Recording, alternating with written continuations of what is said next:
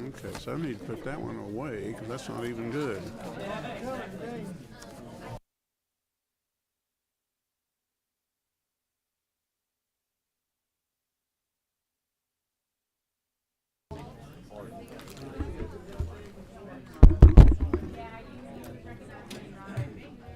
How about mouth? No. All right, if I can have your attention. I going to call this meeting to order of the House Energy, Utilities, and Telecommunications Committee. And I'm going to ask Representative Lewis Ward if she would open us up with a word of prayer and ask the Lord to watch over us and guide us in this meeting today. Father God, thank you for the opportunity just to say thank you. Thank you, Lord, for all the participants who are in this room and those who are on their way. Father God, let every response and every action be done so that it only glorifies you. We pray these things in your Son, Jesus Christ's name. Amen. Amen. And thank you. Appreciate that. We have 3 bills in here today. We've got Senate Bill 193, and I think Senator Gooch is here. We've got Senate Bill 73 and also House Bill 300. And I'm going to ask Senator Gooch if you would come up first. I don't see Senator Tillery in here, I don't think. So, yeah, if you would come up. Either one of those two, I think, works, doesn't it? I'll take number 2. And also should have announced if anybody, if you want to speak on anything today, we have a sign-up list someplace. Okay, we already put it out there. All right, Senator Gooch, if you would... Oh, yeah, and I want to say this. We plan to take, my plan is to have, ask the committee for its, what it wants to do with Senate Bill 73 when it's heard. House Bill 300, we'll be having a hearing only. Senator Gooch's Bill 193, this is he's going to tell you about it, but it's an agency bill. And I believe it's something we could probably go through fairly quickly.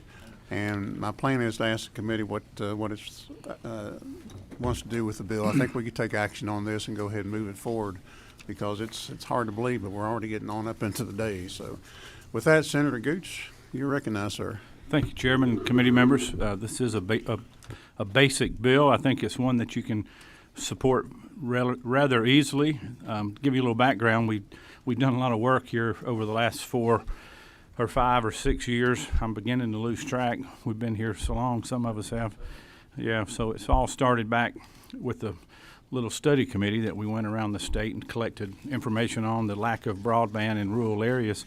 It developed into several pieces of legislation, one of which was a simple bill to create a new map. Some of the mapping data that we were using to make decisions was based on FCC mapping, and it was very, I would say, inaccurate and incomplete. So we passed Senate Bill 402 back when Chairman Parsons and Chairman Jay Powell was working together with my group over in the Senate. And Senate Bill 402 has become a gold standard across the nation. It really has. It drilled down specifically to homes, businesses, and institutions, and showed exactly how much broadband capabilities were present in those locations. So with that information, we developed other pieces of legislation like Senate Bill 2 that allowed the EMCs to get into broadband business, which I'm happy to say I believe 25 or more of the EMCs in Georgia have now entered into partnerships or agreements to deploy broadband. And then more recently, we've had an enormous success in getting federal funding from Washington, D.C. through the ARPA funds and through the BEAD funds, which have developed hundreds of millions of dollars worth of matching funds from local providers. The Georgia Technology Authority has been working for the past several months with all the internet providers and service providers that are represented here in this room and others that aren't here today. And they have implemented these grants around the state, and they want to continue to do that. They're bringing broadband service to all of our customers and all of our citizens around the state. The bill in this form today is broken into 3 sections, and it's simple housekeeping language. Section 1 allows for a third-party consultant to be utilized to gather the data where the unserved and underserved areas are and to help implement the state and federal funding that we have available and for the projected future funding that we anticipate in the coming months and years ahead. Section 2 deals with served and unserved areas, and it's basically saying that in addition to the laws that we have created in regards to the grants and the funding, federal funding grant programs would also dictate how the DCA would implement those programs and those funds. And so that's just cleanup language in Section 2. And then Section 3 deals with the underserved areas, and it's basically saying that it does not allow for DCA to publish this data for customers who have broadband services greater than 25/3. So in other words, we only care about the underserved and unserved areas. If those areas are already served, we really don't need to know a lot about those customers, and we don't need to share private data, and we do not need to share who the providers are in those served areas. And so that's cleanup language. I don't believe anybody in the room will be against this bill, and I'm happy to take any other questions you may have. Looks like you might have a couple if you want, don't mind answering or responding. Who was first here? I think that's Representative Kelly. Thank you, Mr. Chairman. Senator, thank you for bringing this to us, and thank you for all the work that you've done along with us in the House on expanding broadband access to the places like where me and you live, Sure. and certainly appreciate that. Help me understand the 25/3. Is that kind of the how did you determine on those speeds?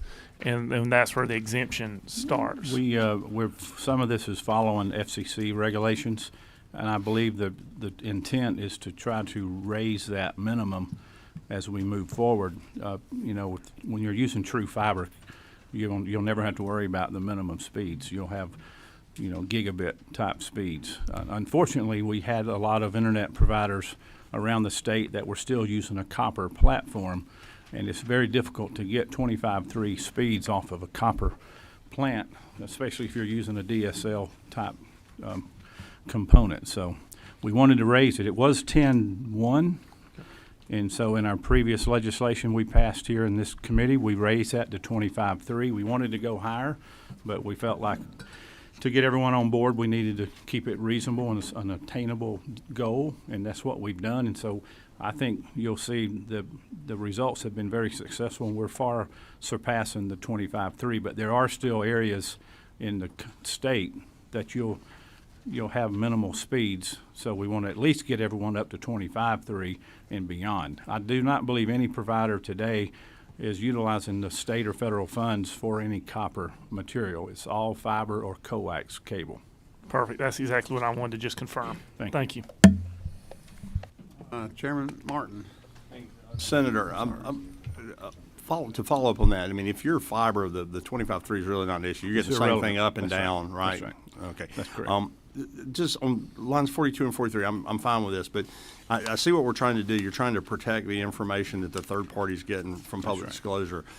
Is that a strong enough statement? I mean, shall protect. What if there's a contradiction between them being an entity that's covered by an open records law or a federal open records law? I mean, you feel okay about that? Yes, sir, I do. I believe Okay. that the attorneys working for the GTA and all of the providers worked on this language for weeks and months to get it to where they felt safe with it. So if there's a conflict, if there's a conflict, if they're under a court order or something like that they would not be held to be breaking this law. That's I guess the correct. question is, should they say unless subjected by a court? I think we're all subject to some court order or subpoena at some point, At least I know I was when I was subpoenaed for my phone records last year under the elections law. And I wanted to thank you again for not calling me last year. So, no, I'm You're quite welcome. joking. Now, what's No, your number again? Can you give it to me? 555-121. So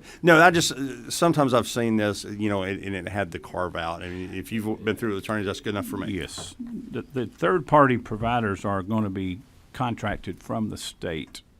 So they'll be subcontractors of the state of Georgia through GTA. So that language would be even stronger in that contract, I'm assuming. But he now, Mr. Chairman, is that you've opened up another thing. If they're subcontractors for the state, are they not subject to the same open records requirements other That state would be a agencies are? question for one of the attorneys that maybe drafted the language.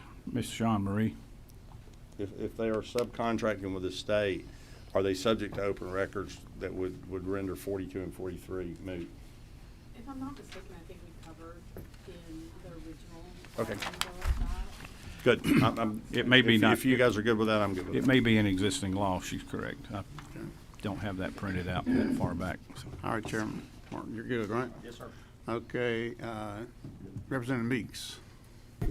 Thank you, Mr. Chairman. Mr. Leader, thanks for being here and the great work that you've done with Senate Bill 2 and getting internet across the state. We've seen great progress down in my neck of the woods, and I know that's greatly attributed to your efforts. I don't have a question about this bill, but actually a provision in another bill. So it's about truck weights. Well, since we've got you catted, sir. That's a heavy But is it not true that in Senate Bill 2 that we prohibited the electric cooperatives from being able to cross-subsidize That's correct. within the internet business? Yes. Okay, thank you, sir. Any other questions? Is that it? What about down there? That's him. Okay. All right. Anything else you want to add, Senator? No, I just want to say congratulations to all of us for the great work that we've done. This is one of the times that you can look back and see the results of a lot of work and effort from a lot of people, not only the government side of it, but also the private providers that are in the room. We appreciate all of your efforts and the partnerships that it took to get us here. All right. You have a question? All right, I think now is the appropriate time. Appropriate time, motion to pass. All right, we have a motion to pass and a second. Any discussion? No discussion? Oh, well. No, I tried to get his help yesterday and to no avail. That bill he's talking about is a heavy lift. We're still working on it in the Senate. He's been waiting for that. All right, we have a motion and a second. All in favor of this motion, Senate Bill 193. I think this is, what is the LC number on it? I got it here. LC 36545S. Correct. And then you got SCS in parentheses. I don't know what that means. That was All in favor indicate by saying aye. Aye. Any opposed by saying no. All right, this measure does pass. Has to Thank be you. passed recommendation from the committee. Thank And you. is it my understanding you're going to carry it in the Senate That or in is the House? correct, yes. All right, thank you. Okay. Appreciate it. That's why I had to listen really You'll intently do to well. what you said. All right. Thank you. All right. All right, is Senator Tillery here? If Senator Tillery is not here, then Representative Trey Kelly, I think, if you want to talk about your House Bill 300. Well, can I do it from right here, Mr. Chairman? You want me to You go? may, that's fine. Thank you, Mr. Chairman, and I know it's today's hearing only, and I appreciate you giving us some time this late in the session for what I consider is a important conversation for us to have, and I'd be remiss without thanking Chairman Blackman and Representative Buckner for their advice and guidance on this process, and really doing a lot of the legwork for me on trying to craft a solution to what could be a problem one day in Georgia, and that's with the proliferation of solar power in our state, and I believe that's a good thing. But at some point in our state's future, we may have a situation where some of the solar farms may be returned to their original condition or may no longer be used to generate solar power, and that could be for a multitude of reasons. Maybe the lease agreements ran out and they don't want to renew it. Maybe it's we found a even more efficient, clean source of energy to use. And so at some point in our state's future, we may have a need for the thousands of acres which are now being used as solar farms to be returned to their natural state.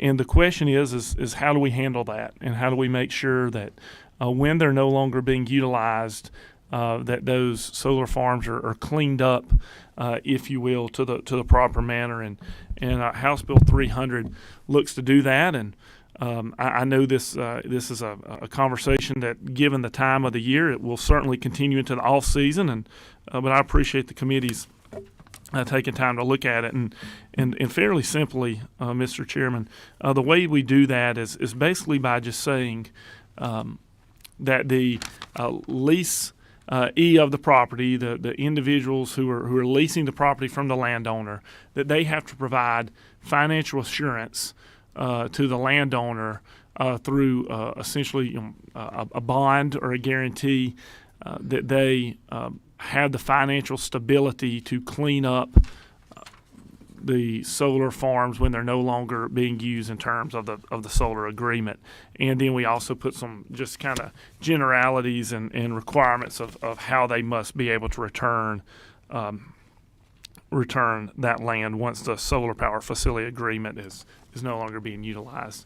I'll be glad, Mr. Chairman, to answer questions and try to walk through the more complex pieces of the legislation as I can. I know there's others who want to speak to the matter, but generally that's what we do in this legislation. We say how we want the land to be returned, and then we ask for some financial assurances be given to the landowner by the leasee for how it's being used.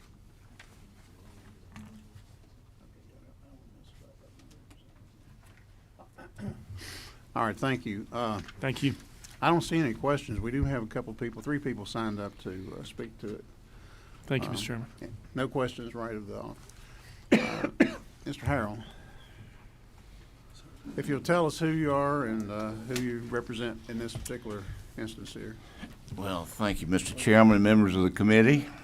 Good to see you. I'm Tom Harrell, and practice law in Atlanta, and we represent a company called Silicon Ranch, which is headquartered in Nashville, and wanted to applaud Representative Kelly and Vance Smith for bringing this up. We think it's very important to be a good neighbor and be a good long-time investor. And Silicon Ranch is somewhat unique in that with the 14 projects either we have completed in Georgia or under construction, we own the property, and that I think adds a level of security. But we also work with the counties to make sure that they are comfortable, and we typically provide what's called a reclamation bond. The power purchase agreements that we have, mostly with Green Power EMC, are for 25 years. So after that, that the technology may have changed and something else would be used, but the value is the grid connection and the grid capacity. So we think they'll always be used for generating clean, renewable energy. But we think it's a very important point that we look forward to working with you. I'm happy to answer any questions. Silicon Ranch is one of the biggest investors that we have in Georgia. So far, they've invested $1.4 billion, that's with a B, and mostly South Georgia and Central Georgia. And they've, in every county, we've tried to be a very good neighbor and communicate and participate in the community with college scholarships and other benefits, local benefits. So happy to answer any questions and look forward to the off season. We'll work on this. Thank you. Okay, if you have, if you don't mind taking questions, looks like I think we have may have a couple. Just a second. No question, Barry. Oh, Representative Lewis Ward, you have a question? Thank you, Mr. Chairman. My question is actually for the author. Can you explain Yeah. how Ms. Harrell, if you don't mind staying up there in case they may have a question for you. this extra layer of financial security, how does that not create a barrier for someone who wants to get into the solar business? Well, I think you'll hear that on these types of projects that the individuals who are participating in this, should not have a financial, barrier to doing that. But I'll say this: it is a barrier. I'm not gonna try and hide the fact of that. But I think it's a necessary barrier that they're able to comply with the terms of the agreement that they reach with the landowner, so that they can prove that in 30 or 40 or 50 years, when the project may come to an end and the landowner wants their property back, that the person they're doing business with is financially secure enough to be able to return it to that.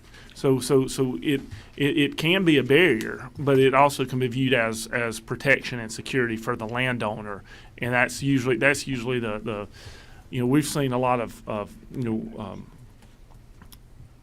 individuals in rural communities and frankly some of the poorest counties around our state are benefiting financially by being able to participate in this program. But at the end of those lease agreements, they also need to be assured that they're not going to be left sitting there holding the used up solar panels.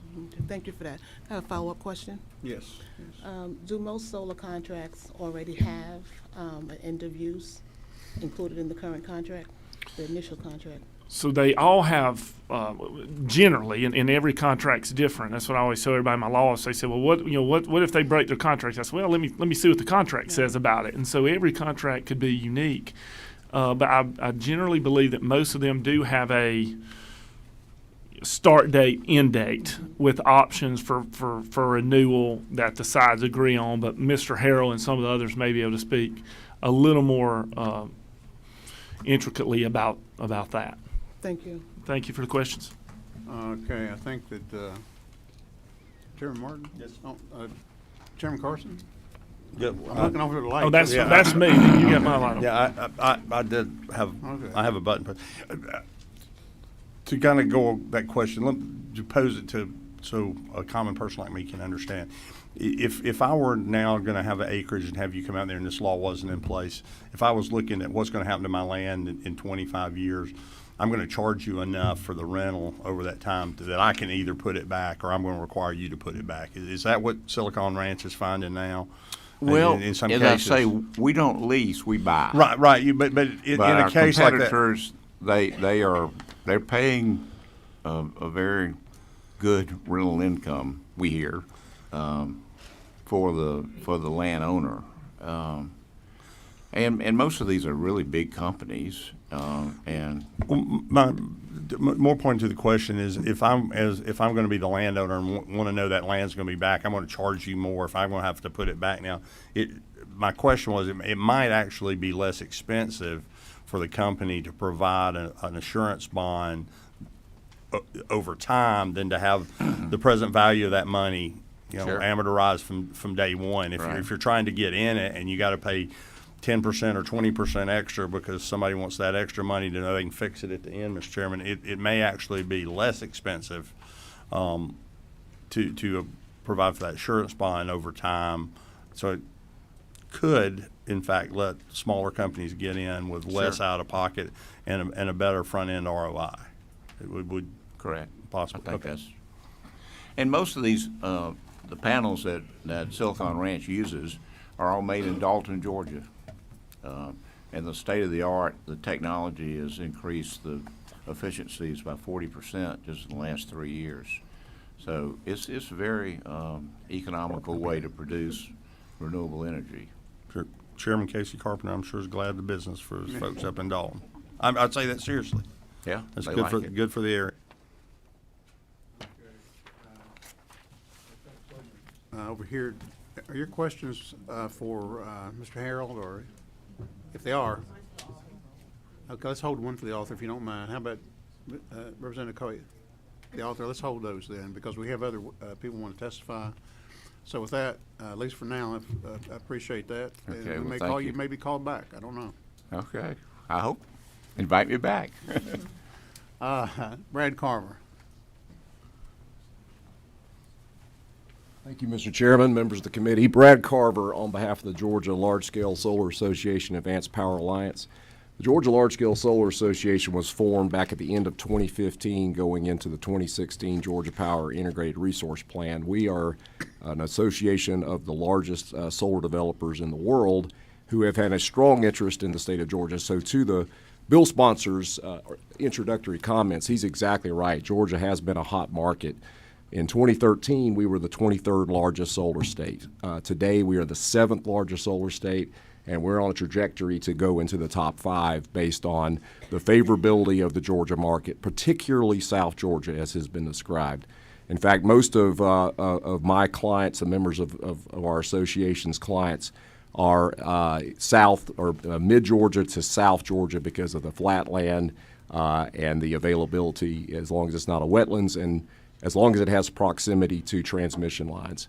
This has opened up huge potentials for us from an economic development perspective. We all know that Georgia's the 9 years in a row being the #1 state to do business. And most companies, when they locate to Georgia now, are requiring 100% green energy. And the way we've been able to accommodate that, obviously, we have also emission-free nuclear power with Plant Vogtle, but we also have huge utility-scale projects that are enabling us to have the RECs that are required that these companies want to have.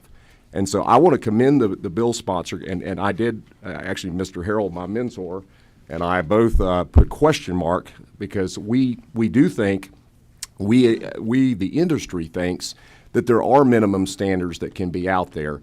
Our members use best practices, and they do covenant in those lease agreements.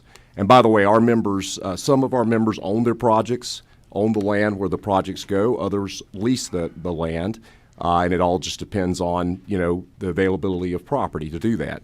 This is sort of, in some ways, tied into the CUVA arguments that we've heard described this legislative session as well. We just encourage, in order for us to continue to remain a #1 state to do business and attractive to industries to locate here, and especially in light of the increase in the EV industry in Georgia and huge and increased demands on electricity generation, we want to just make sure that we don't disincentivize the solar industry from being here. It is a clean industry that is unlocking untold potential for us. We are a great state for it, and it is particularly valuable to our mid-Georgia and South Georgia projects. I'm just going to give you 2 quick examples. Brooks County, this has been a very big deal for them financially. I think the best example of all is one of our members built a project in Twiggs County, Georgia. That utility scale project is more than half of the assessed value of all the property in the county, and that is providing a source of revenue to that county that requires no services, local government services, and so it is unlocking a lot of potential. And so we want to be here constructively because we think this is an important issue, and we support this. We just don't want to do something that would upset the apple cart in terms of keeping us the #1 state to do business. With that, subject to any questions, All right, Mr. Chairman. Thank you, Colonel. Any questions for Mr. Carver? Representative Meeks, where are you? Oh, down that way, okay. Thank you, Mr. Chair. Do you think that this measure would disincentivize the solar industry? I think that most of our contracts are already to an extent that when we covenant to return the land to its prior use. So if it was a farmland or if it was timberland, we are already contracting to return that to timberland or farmland at the end of the lease. And I do know this is going to be an ongoing discussion, and so I don't want to comment specifically about the proposed legislation here. I just think that we want to make sure that we set the number right. I will also mention, thank you for the question, we've had a lot of conversations with the Public Service Commission as well. This issue of decommissioning has been on the table for a while. The late Chairman Powell, when he chaired the Rural Caucus before he was Rules Chairman, it was a very important issue to him. Chairman Shaw, now Commissioner Shaw from the Public Service Commission, identified it as a big issue. So we know it needs to be done because we have a lot of megawatts being produced in Georgia, And we just want to make sure that we handle it the right way so that we're not scaring off the industry. One more follow-up, please. Yes. You said Georgia's number 7 in solar. Who are 1 through 6? Well, number one is by far and away California. And actually our state, the biggest state in the southeastern United States is North Carolina. So they have moved into the top 5, and Florida has now surpassed Georgia. Georgia was ahead of Florida, but they have passed us. But our trajectory is very good in Georgia. Thank you. I do think that Georgia has done this an appropriate way as opposed to with forced mandates. We have a competitive bid marketplace. We have not put mandates in place in Georgia. One thing that has been an advantage for North Carolina is they did have mandates. So I think if you look at it from a market perspective and what's been best and most beneficial to the consuming public, it's been the way we've done it in Georgia. And in fact, a lot of states look to the way we've done it as a model for the future. Any other questions for Mr. Carver? Any other questions for Mr. Carver? Representative Thomas? Yes. Okay. Thank you, Chairman. Thank you for your comments today. I was able to, this summer, get out to Houston County to see that solar farm, and it really blew my mind. Just like Representative Kelly said, sometimes we have to put precautions in place. Can you give us specific examples of how this could hurt the solar industry? So let me say, and maybe the best way to describe is that it may be hurting the end use customer, because at the end of the day, if we mandate a bond that is too high, then in a competitive bid marketplace, all bidders, everybody's going to be treated equally. But if you have the bond level set too high, then ultimately the end use customer is going to pay more for electricity. And so we just want to make sure that we do understand the concern, and I think certainly our members apply best practices. But what we're looking for is legislation to apply across the board, because we all know in every industry there is sometimes bad actors. And so we just want to make sure that we need to have it at such a level that when you take into account the salvage value of the solar components, the panels and the components, that along with the bond is enough to return the land to its previous state. And in most circumstances, that's not going to be an issue, because just the recycled value alone of the panels is going to get you where it needs to be. But again, we can't predict the future. We can't predict where prices are going to be. And so we do think a minimum standard is appropriate as long as everyone's applied equally in a level playing field. That answer your question? Yes, thank Okay. Chairman Martin, do you have a question for him? I do. If I can, just briefly, just to follow up on that, I mean, this is a cost of doing business. I mean, it is not true. I mean, they're finding out wind turbines in California are getting the end of life, and they're made out of those hard carbon things that can't be cut up, and they're digging 400-foot trenches to put them in, and somebody's having to pay for that now. I mean, this is just something, I understand it's the cost, but it's the cost of doing business, just like, anything else you're going to use to provide energy, right? I mean, you're just concerned that we right-size that cost at the end so that you don't front-load it. Is that a fair statement? That's a fair statement. So if we get, and that's what the gentleman's, he's trying to do that over the next year. Yeah, Okay. and based on the intent, based on what's been said here today, we are very comfortable with that process. We just want to be able to be here as a voice of the utility-scale solar industry in Georgia. Okay. Did I answer your question, Chairman? Yes, sir. Okay. Is that all the any other questions for Mr. Carver? Looks like, thank you, sir. Appreciate it. Thank you. And I'm going to go, we have one more person sign up to speak, Mr. Herring. We have a couple questions over here for the author. I want to go and get to those, because I know you're probably want to get those questions answered. So we're going to do that, take care of that first. So I don't know who was first, but okay. We'll go with ladies for Chairman McCann. Well, there's so much chivalry going on over here. You know he is an angel. He's a very nice Some would say gentleman, he's for an sure. Well, I guess my question was, when I was reviewing this bill, do we have any instances where we've had, I know I've read in different parts of the country, we've had instances where there's been issues and the finances have not been there because contracts have changed hands. I'm assuming from reading this that if someone were to take over a lease, then they would be responsible with the same grant, the same type of assurance as the original leaseholder. That's correct. All right, thank you. And we haven't seen as many yet in this space. And I generally think, I agree with Mr. Carver and Mr. Harrell that the probably 99% of the companies here in Georgia that are operating, the people they represent, they're going to be good partners for the long run. But as you've heard, this has really just taken off really within this last decade, and these are multi-decade level agreements. And so we haven't seen the full life cycle of the panels yet, but we will.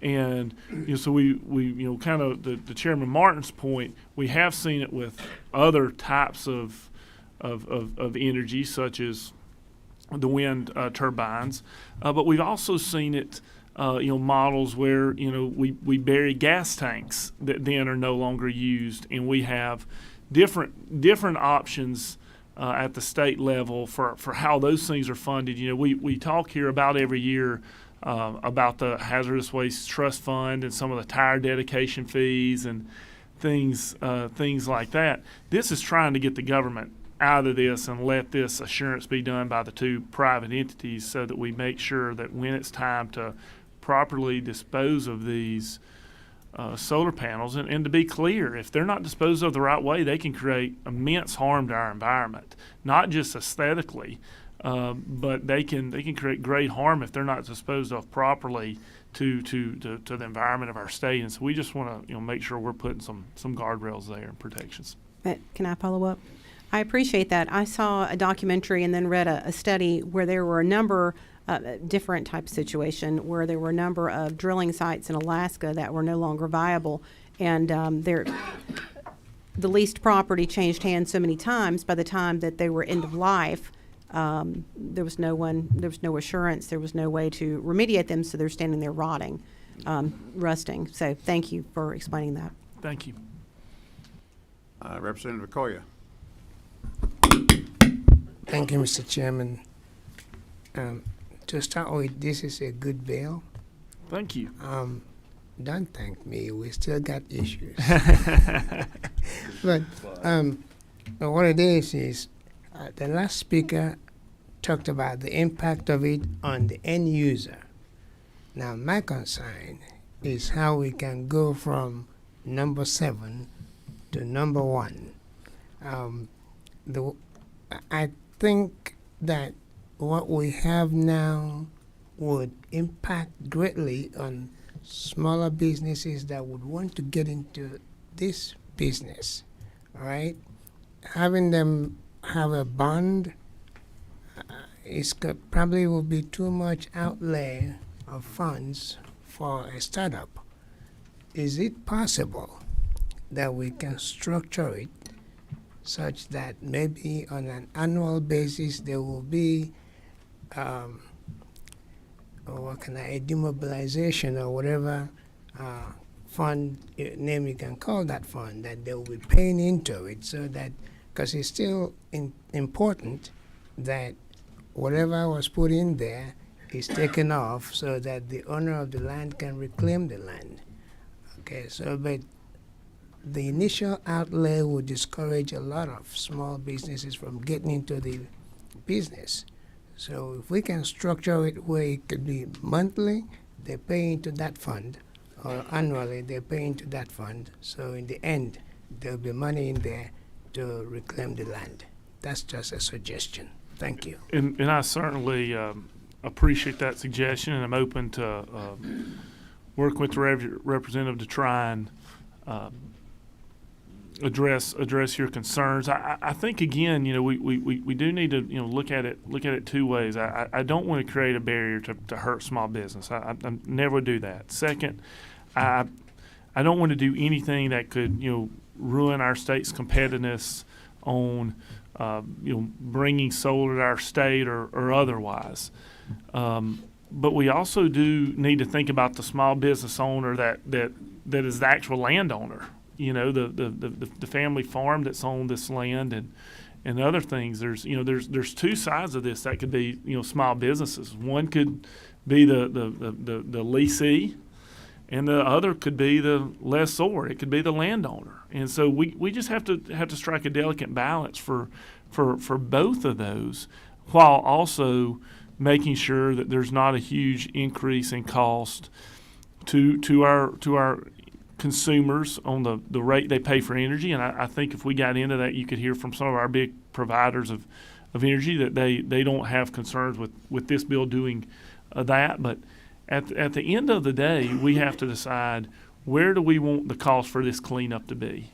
And I'm committed to helping you think about that. And I would just ask you to help me think about too how, if a startup got into this and 30 years down the road they are now defunct and bankrupt, where should the responsibility for that cleanup lie?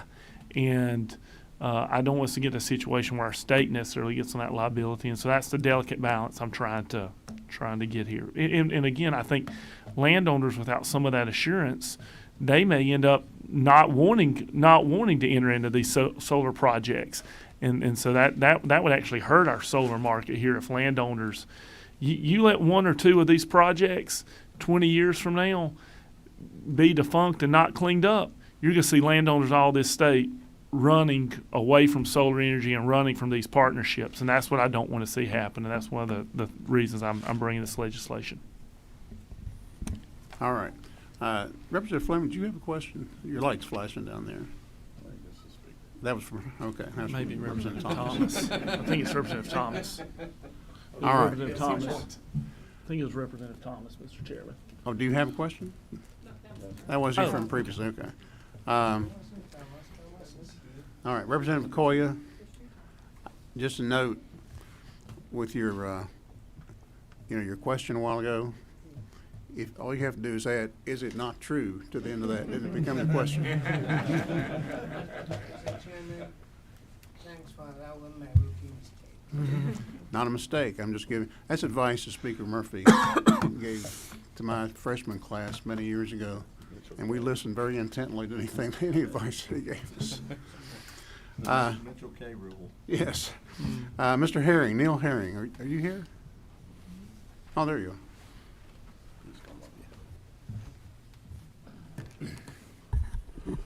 Thank you, Mr. Chairman, members of the committee. I went to work for the Georgia chapter of the Sierra Club in 1989. Immediately before I did that, a major piece of environmental policy was executed by Georgia that I learned about afterwards, and it relates to Representative Kelly's reference to gas tanks. And I learned about it from Roger Lane, who was the lobbyist for the jobbers at the time, still is, and he's connected to them somehow, but y'all probably know Roger.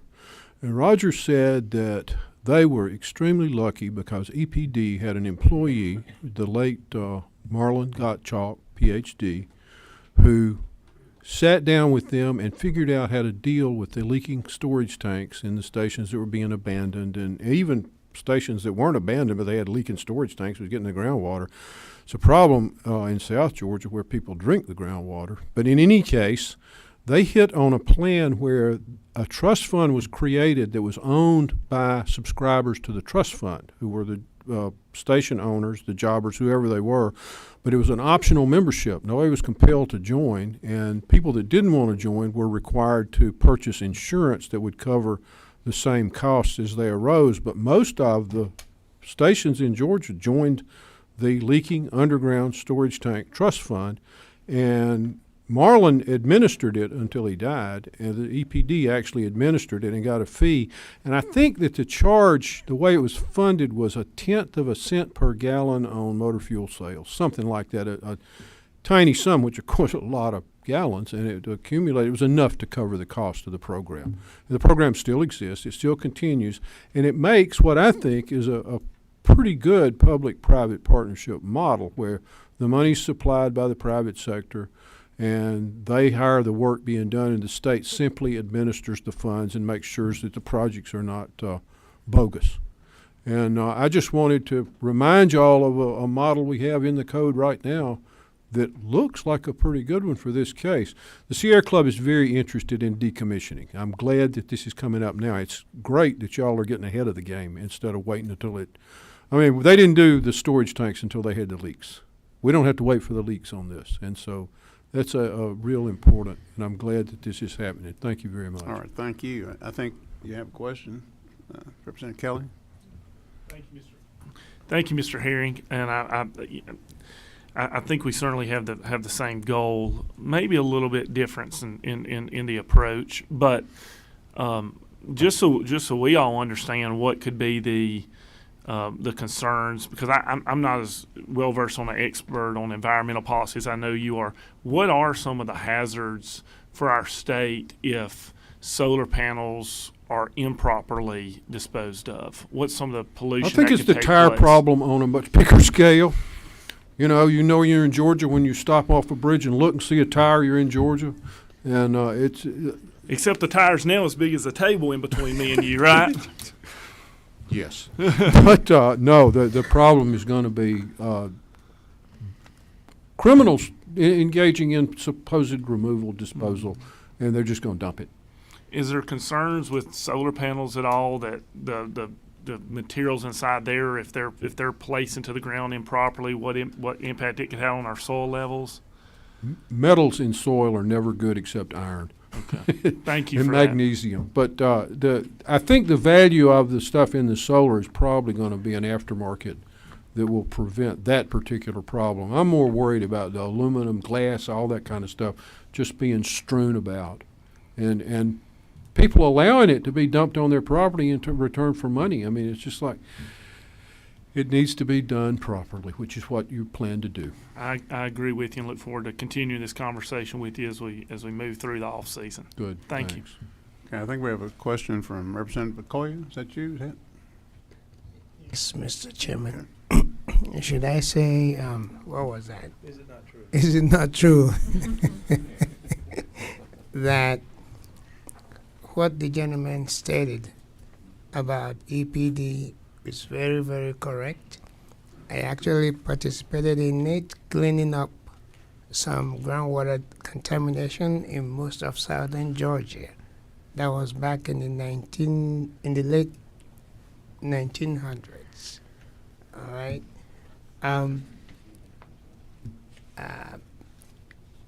I think that's a model for you to look into, Representative Kelly. It's important to look into it. The only reason I was concerned about this is I know what bonding did in construction when it was first required to many small businesses. So it discouraged a lot, stopped quite a few, and it still has an impact till today. So we need to be careful with that. Thank you very much. All right, thank you. Don't see any more questions. Does the author have anything further you'd like to say at this time? No, sir, Mr. Chairman. I'll just again, thank you for giving me the opportunity to be heard today. I know this committee has valuable work to be done, and knowing that this bill is a multi-year process, you still carved out some time for me, so I appreciate that and appreciate the committee's attention and for all those who've worked throughout the process on this. And I'm committed to trying to continue to work with this committee members and the stakeholders to make sure we get this right for our state. All right, thank you. This bill, House Bill 300, will stay right here in the bosom of this committee. It still is active, it still lives, and I would encourage anybody who has an interest in this to as we move on from here and into the interim, to talk to Representative Kelly about it, express your views and opinions of what can be done to move this on forward, and also to members of the committee, because it's something we'll definitely be looking at when we come back next year. The bill is right here, and it's important. It's an important issue, and I hope that everybody has some interest in this issue will stay in touch with the author and with the members of the committee. And with that, this bill will continue to stay right here with the committee. Now, a couple of things. If there's no objection, Representative Mandisha Thomas has a resolution that I'm going to bring back from the subcommittee. I'm going to bring it back at this time, but we're not going to bring it up now. But we had something. We had a sub drawn up, but it wasn't ready. But that's going to bring it back, because the time is just coming at a point where we have to be careful about spending too much time in subcommittee if it's not necessary. So we're going to bring that back. That I can't remember the resolution number, like 7 or something like that, wasn't it? What was it? 10. That's back in the full committee. Chairman or Senator Tillery had an issue come up. He can, and I'm sorry that I didn't say this earlier, because some of you are probably here for that bill, but Senator Tillery can't be over here to present that bill, and I want to make sure that he has the opportunity to present it. It's come back. It's actually come back from a subcommittee, the Telecommunications subcommittee chaired by Representative Gullett. They had a very thorough meeting yesterday on that, and it passed out. So Representative Gullett is going to bring that back at the proper time. But Senator Tillery can't be here, so we'll need to take that up. And so members of the committee, I'll be looking at whether today is Wednesday. Today is Wednesday or Tuesday? Tuesday. Today's Tuesday. So, yeah, I know. Our next scheduled meeting will be Tuesday. May look at having a meeting prior to that time, so we can go ahead and get that taken care of. And with that, I think that's all we have on the agenda. Anything from the members of the committee you'd like to bring up for the? Okay. Well, then with that, thank you for your attendance. Thank you all for your attendance, and we are adjourned.